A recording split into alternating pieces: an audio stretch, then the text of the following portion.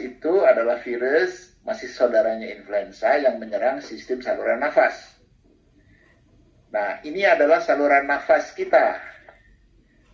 Saya akan bagi dua, satu yang bagian pipa, yang satu lagi adalah bagian balon.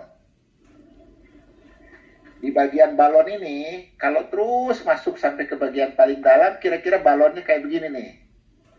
Ini ada balonnya, ini ada pipanya. Jadi pipa yang panjang besar ini itu masuk juga sampai ke dalam-dalam. Nah, coba perhatikan. Ini kan balon. Isinya udara. Dindingnya itu bersebelahan dengan pembuluh darah. Jadi, lapisan dinding balon paru itu tempat bertukarnya oksigen dan CO2. Jadi oksigen dari ruang balon ke dalam pembuluh darah, CO2 dari dalam pembuluh darah ke ruangan balon supaya bisa dihembuskan keluar. Oke. Nah, kita lihat sekarang kalau orang kena COVID. Bisa kelihatan ya. Ini di gambar yang sebelah kiri, kotak sebelah kiri ini ada dibagi dua nih balon paru ini. Balon paru yang sebelah kirinya itu jernih, putih, isinya udara. Sedangkan balon yang sebelah sini itu isinya air. Nah, inilah yang terinfeksi sebenarnya. Nah, kalau kita terinfeksi COVID, bukan cuma COVID sebenarnya, termasuk saudara-saudaranya COVID, termasuk virus influenza, itu bisa menyebabkan radang paru-paru. Dan radang paru-paru ini menimbulkan sebuah keadaan di mana ruang balon paru-paru ini terisi air. Nah, ini kira-kira beginilah situasinya. Jadi ini karena isinya air, kelihatan nih ada fluid levelnya di sini. Itulah radang paru-paru yang disebabkan oleh COVID. Dan dampaknya apa? Karena tidak terjadi transmisi udara oksigen dari ruang ini ke pembuluh darah dan tidak ada transmisi CO2 ke ruangan balon, maka orang itu akan mengalami sesak. Dan sesak seperti ini mirip sekali dengan orang tenggelam, gitu ya.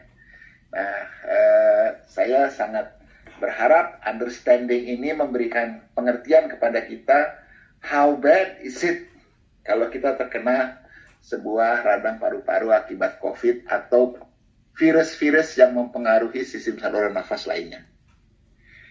Jadi, jika si virus ini hanya sampai daerah sini, maka orang cuma rasa seperti flu, rasa tenggorokan panas, pengecapan hilang, penciuman hilang. Kalau virusnya masuk lagi ke sini, maka dia mulai batuk-batuk. Kalau virusnya masuk sampai ke dalam balon paru-paru, maka dia mulailah sesak. Dari sini kita sudah punya understanding sekarang mengapa ada orang OTG, ada orang yang sakit sesak, gitu ya. Nah, orang yang OTG yang tadi saya bilang cuman sampai di sini, atau sampai sinilah, ya, cuman sampai di daerah tenggorokan dan hidung dan mulut gitu, itu 85% tuh jumlahnya. Orang yang agak sakit, ya sakit lah ya, itu sampai ke pipa ini kira-kira 15%, dan yang sampai di sini itu kira-kira ada 5%. 3%-nya dari 5% itu akan masuk ke ICU untuk dipasang ventilator. Please, jangan jadi parno ya. Saya mau kasih tahu bagaimana rasionalitasnya. Baik, saya akan lanjutkan. Nah, sekarang siapa yang menulari dan siapa yang tertular? Ini kalau yang menulari pasti orang yang sakit, bisa di rumah sakit. Orang yang sakit ringan, bisa di rumah sakit, bisa di rumah. Tapi orang yang infeksius dan dia tidak mengejala itu berkeliaran di mana-mana. Nah, sekarang siapa orang yang tertular?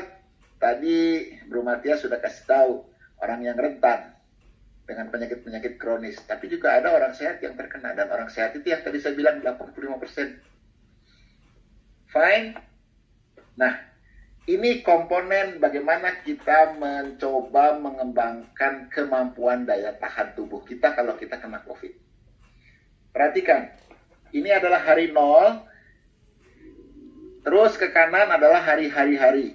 Hari 0 ini adalah hari di mana orang mulai keluar gejala. Jadi jangan tanya ya, kalau orang yang tidak menggejala ya pasti tidak akan ketahuan bahwa dia punya begini ya. Nah, jadi mulai hari 0 sejak dia muncul gejalanya, katakanlah gejalanya cuman nggak enak nih, kok saya rasanya mengecap seperti nggak makan gitu, atau nggak ada rasanya. Itu virus yang sudah masuk di tubuh kita, itu kira-kira segini jumlahnya. Artinya dia sebelum ini dia sudah terkena kan? Gitu. Nah, sekarang dampak dari virus ini terus berkembang. Di hari ketiga, hari keempat, hari kelima muncullah kekebalan ini. Kekebalan imun namanya antibodi. Kalau yang titik-titik ini, antibodi ini namanya imunoglobulin M. Nah, kalau yang berikutnya, ini namanya imunoglobulin G. Imunoglobulin M munculnya di awal. Tapi imunoglobulin G munculnya lebih akhir. Yang imunoglobulin M atau antibodi IgM itu hari ke-14 turun. Tapi kalau yang antibodi yang kuning ini, dia akan stay cukup lama, beberapa bulan. Saya ingin menyentuh komponen antibodi ini supaya kita aware bagaimana caranya supaya antibodi kita ini bisa sesegera mungkin merespon.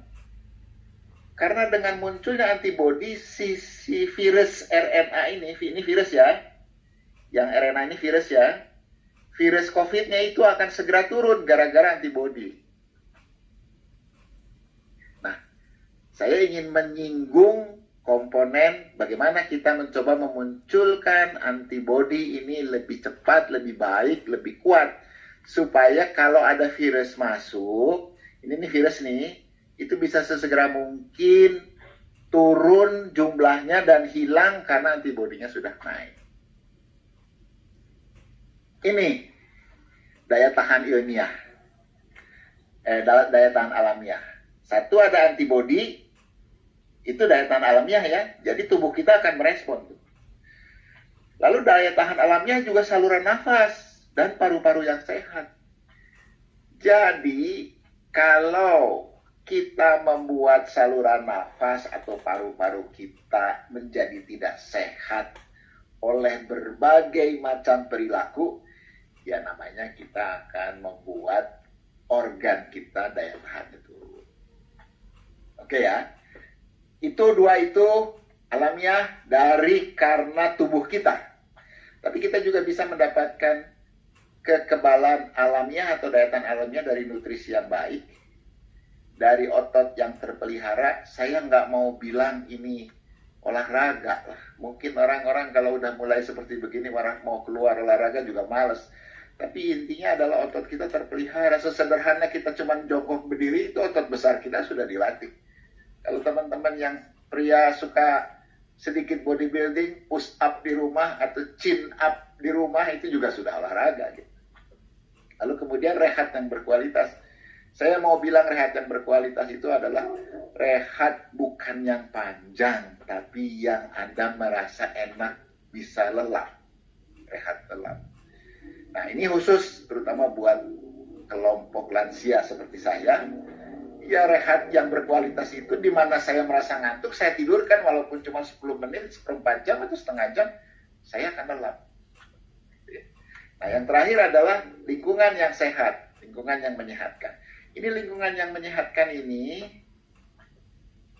barangkali harusnya dengan situasi COVID di mana orang harus stay di rumah, harusnya bisa lebih sehat ya. Karena terbukti bahwa kota-kota metropolitan sekarang jadi jauh lebih tidak poluted gitu. Nah, harusnya orang-orang di rumah juga bisa memelihara lingkungan sehat ini. Nah, sayang tidak semua orang kita punya keberuntungan karena semakin dia tinggal di rumah justru semakin crowded dan semakin tidak sehat. Dan itu yang menyebabkan terjadinya klaster rumah.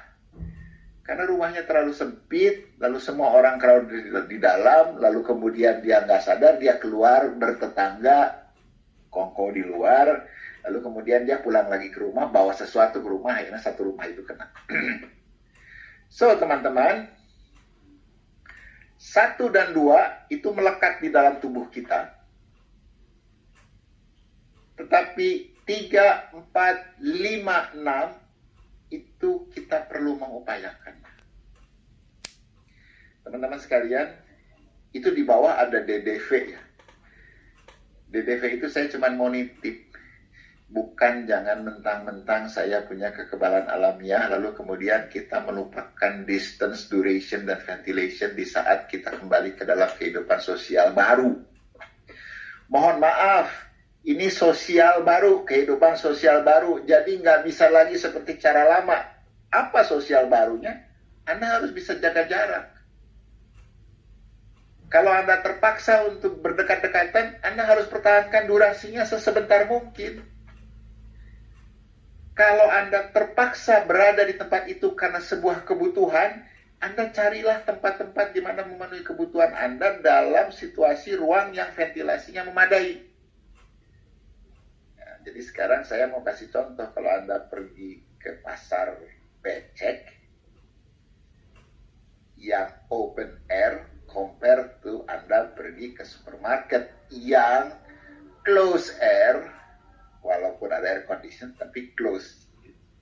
Anda harusnya lebih ngerti sekarang bahwa ketika saya berada di ruang yang ventilasi itu ingat ya, udara segarnya tidak ada, karena air condition itu bukan ventilasi, air condition itu udara yang disirkulasikan.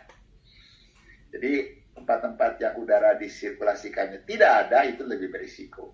Kalau Anda berinteraksi dengan orang dalam